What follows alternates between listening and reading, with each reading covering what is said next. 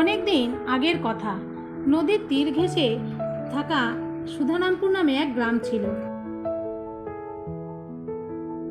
সেই গ্রামে বাস করত রমিজ নামে এক গরিব কৃষক। বাবা মা ছিল না তার। ছোটবেলা থেকেই হাল চাষ করে বড় হয়েছে।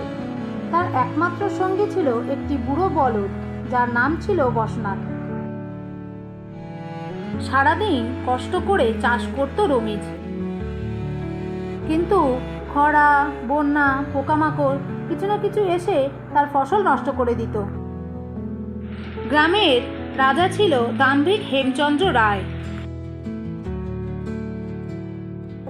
একদিন সে রমিজের কাছে এলো এবং বলল, আজ থেকে জমির কর বাড়িয়ে দিলাম। যদি তুই চাষ না করিস তাহলে জমি নিয়ে নেব। দিন বিকালে রমিজ নদীর পাড়ে বসে কান্না করছিল। হঠাৎ এক বুড়ো সন্ন্যাসী এলো। তার চোখ দিয়ে দীপ্তি ছড়াচ্ছিল। সন্ন্যাসী বলল, রমিজ শোনো, অনেক কষ্ট করেছো তুমি। তোমার জমির নিচে একখণ্ড সোনার নাঙল লুকিয়ে আছে, কিন্তু তা তখনই উঠে আসবে যখন তুমি হার না মেনে অন্যায়ের বিরুদ্ধে রেখে দাঁড়াবে। রমিজ বলল, কিন্তু আমার তো কিছুই নেই, আমি তো একা।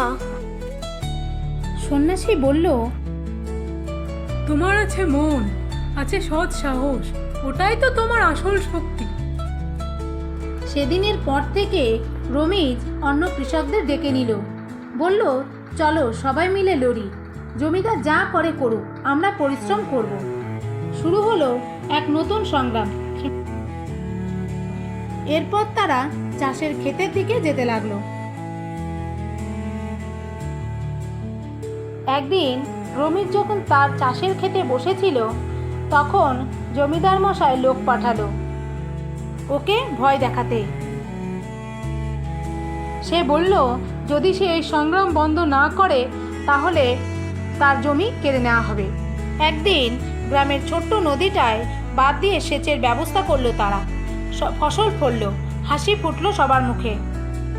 ঠিক সেদিন রমিজ যখন একা জমি চষছিল, বলদ বসনাথ হঠাৎ থেমে গেল।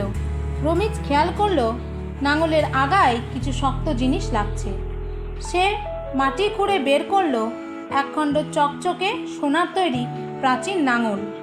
পরে জানা গেল বহু বছর আগে এক সৎ রাজা এটি মাটিতে পুঁতে রেখেছিলেন। রমিজ সেটি বিক্রি করেনি।